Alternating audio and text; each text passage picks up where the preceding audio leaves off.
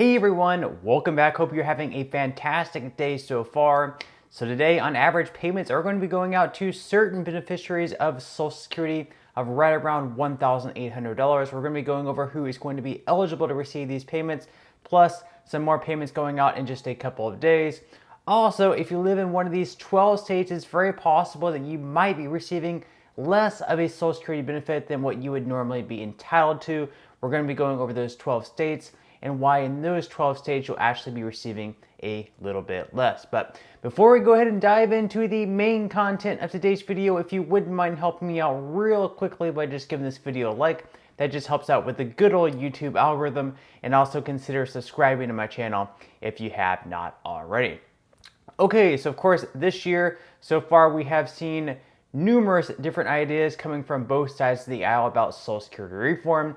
That's because we've seen lots of different experts come out and, these Social Security trustees report saying that in 2033 or in 2034, if nothing is done to save Social Security, unfortunately, in one of those years, everyone receiving Social Security is unfortunately going to receive a benefit cut of anywhere between 20 to 25%. That means that if you're receiving $1,000 per month, then your benefit would unfortunately be cut down to anywhere between $750 to $800 because of that benefit cut. This is something we obviously do not want to happen. So we've seen numerous ideas from both sides of the aisle. Democrats have actually proposed expanding benefits, making them larger, up to $485 for some people and up to $200 larger for others. So according to CNBC, Republicans and Democrats agree to Social Security reform. It needs to happen, but they're divided on how. So Washington lawmakers avoided touching Social Security when they crafted the recent bipartisan compromise to raise the debt ceiling,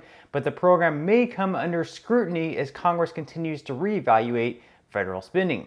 In January, Representatives Tom Cole and Jake LaTurner reintroduced a bill titled the Bipartisan Social Security Commission Act that calls for the formation of a bipartisan commission that would provide recommendations for improving the program. So basically what they're calling on is, if this bill were to pass, we would have members on both sides of the aisle, Democrats and Republicans, coming together, coming up with different ideas on how to improve Social Security. That way it wouldn't just be these partisan ideas coming from the Republican aisle or the partisan ideas coming from the Democrat aisle. They would actually have a chance to compile different ideas together and hopefully in the end actually pass something that makes sense, that is fair for current and future Social Security beneficiaries, and keeps this program solvent for the long haul. That way we don't have that benefit cut of 20 to 25%, something that we definitely can't have happen. Now, as I mentioned before, we have seen some ideas come out from the Democrat side wanting to raise benefits as much as $485 per month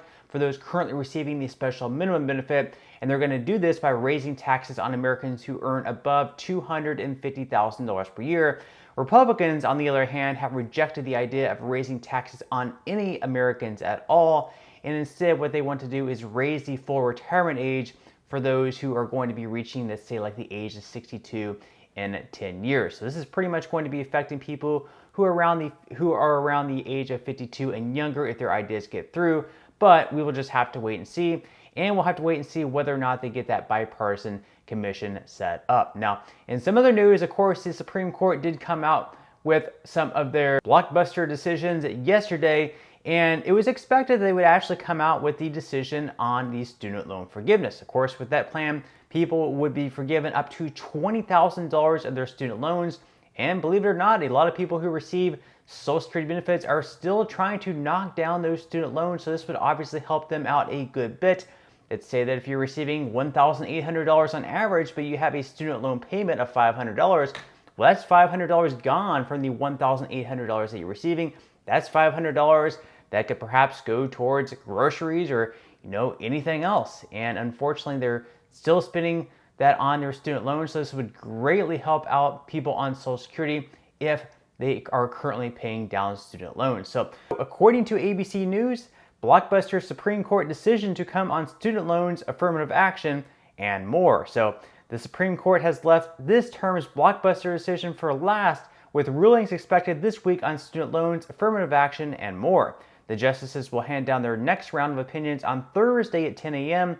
there are 7 total cases remaining from the term that began back in October. Their rulings will decide the fate of millions of Americans with federal student loans, a 40-year precedent of race-conscious college admissions processes, and LGBTQ plus rights. So obviously some major decisions coming up tomorrow on Thursday. We'll just have to wait and see whether or not they decide to go ahead and accept that people with student loans should have those knocked down by $10,000 to $20,000, depending on whether or not they took out a Pell Grant.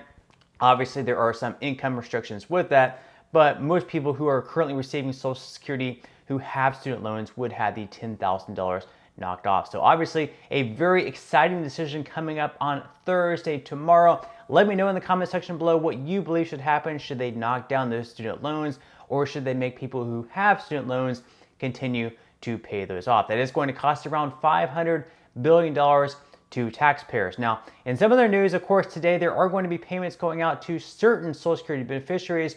Today is, of course, June 28th, and people who are going to be receiving those payments are those with birth dates falling between the 21st and the 31st of any given month. So according to the payment schedule here from the Social Security Administration, you can see June 28th, once again, those payments going out today are going to those with birthdays falling between the 21st and 31st of any given month. These are the second to last payments going out to Social Security beneficiaries in June. That's because on Friday, June 30th, the last payments will be going out. Those are going to be going to SSI recipients. Now, SSI recipients already received one payment this month back on the 1st. They're receiving 2 payments because July 1st, when they would normally receive their payment, it's actually going to be falling on a Saturday. Anytime that happens, you're just going to be getting your payment one day earlier. So SSI recipients won't be getting anything in the month of July. They're instead going to be getting their July payment on June 30th. Now, in some other news, of course, if you live in 12 different states, these Social Security payments that you're receiving could actually be reduced, and you could actually be receiving less money than what you would if you lived in perhaps one of the 38 states not on this list. So according to the Motley Fool, retirees in these 12 states risk losing some of their Social Security checks. So unfortunately, as we know, not only are Social Security benefits taxed perhaps possibly at the federal level, depending on what your income level is, they're also taxed in some states at the state level as well. So we're going to be going over these 12 states on the list. So you can see up on the screen here, we have Colorado, Connecticut, Kansas, Minnesota, Missouri, Montana, Nebraska, New Mexico, Rhode Island, Utah, Vermont, and West Virginia. And as I mentioned here, that although these states could possibly tax your Social Security benefits, it's not guaranteed that they will. And of course, each state does have its respective rules about who it taxes and how much. And of course, do not forget about federal taxes as well, because unfortunately, if you do make over above a certain amount, you will be taxed at the federal level as well. So the government considers provisional income as your AGI plus half of your annual Social Security benefit and all non-taxable interest.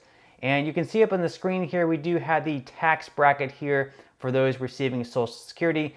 So if you're filing single and you earn more than $34,000 per year, you could actually potentially have up to 85% of your benefits taxable. This would be eligible taxable benefits. So obviously, both at the state level and at the federal level, they could take more of what you're receiving from your Social Security benefit, which is pretty unfortunate because you're paying taxes on your income.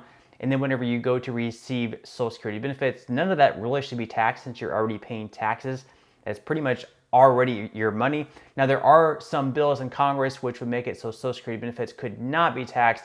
However, we will just have to wait and see whether or not that ever ends up passing. But let me know what your thoughts and comments are on all this in today's video below. Definitely interested in reading them. But that's all the news that I have for today's video. I certainly hope that you enjoyed. If you did, again, I would greatly appreciate if you could give this video a like. Consider subscribing to my channel if you have not already. And I will see you in the next video.